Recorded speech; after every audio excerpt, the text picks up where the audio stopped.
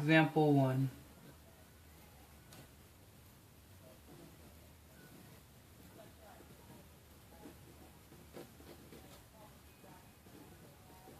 (6n squared plus 47n minus 63). To solve this, we are going to use the x method. So we are going to put the value of a times c, which is 6 times negative 63, which happens to be a negative 378. And then we're going to move the b value to the bottom part of the x, which is 47. Now we're going to find two terms that multiply to negative 378 and two terms that add up to 47. In this case, they are negative 7 and 54.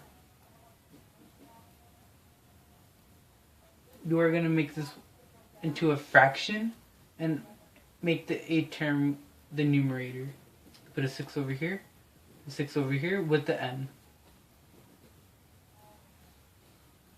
Now, you can see 6 over 54 is reducible to n over 9. The answer is going to be parentheses 6n minus 7 times parentheses n plus 9.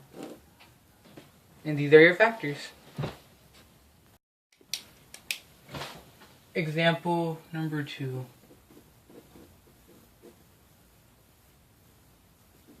(27 minus 8a to the third).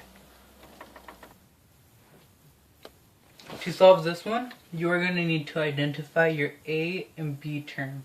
So this is your a term, this is your b term.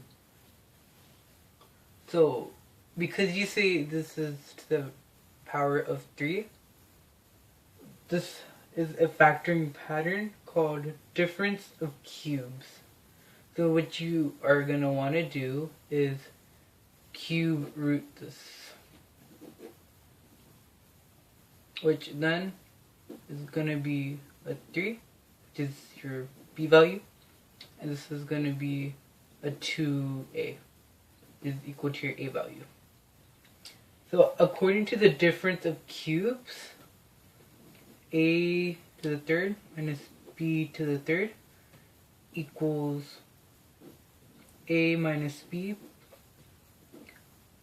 a squared plus ab plus b squared. All you're going to do is just plug in your values. So this is going to be a 2a minus 3 over parentheses 2a squared plus 2a times 3 plus 3 squared.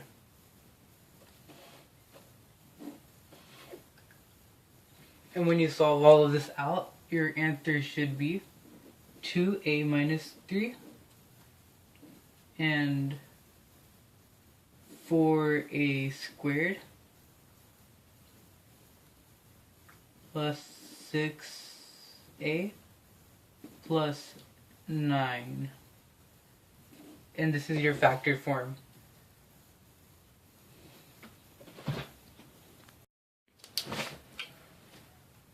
Example 3.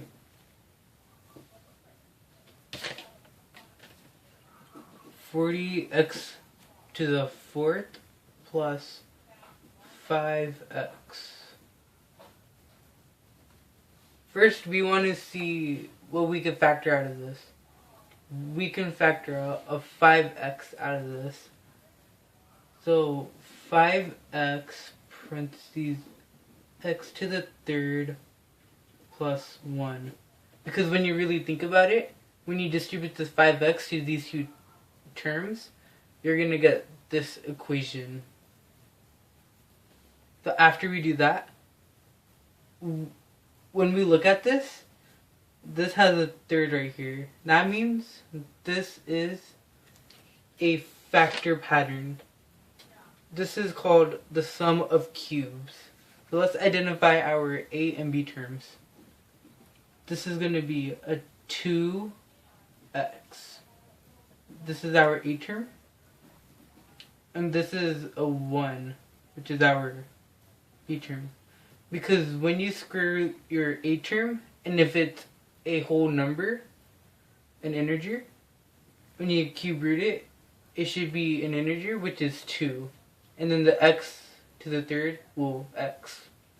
And then when you square root this, or cube root this, my bad, this is still a 1. So with the sum of cubes law, all it is a cubed plus b cubed equals a squared minus ab plus b squared. So when you plug in your values, your completely factored equation should be 5x parentheses 2x plus 1 parentheses 4x cubed minus 2x plus 1. And this is your complete factored form. So this is our last example, example 4. So we have an equation which is 36n to the 5th minus 6n to the 4th minus 48n to the 3rd plus 8n squared. So first, we're going to see what factors out of all of these. So what factors out of all of these is a 2n squared.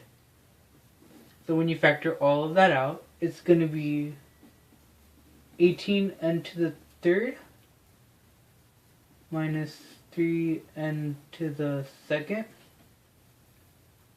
minus 24n plus 4.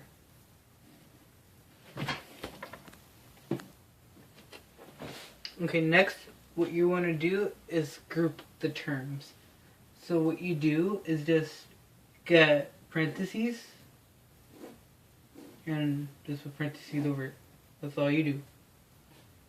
And now you're going to see, now for factoring, what you want to do is get the same term in both sets of parentheses in both of these. So by doing that, you're going to factor out.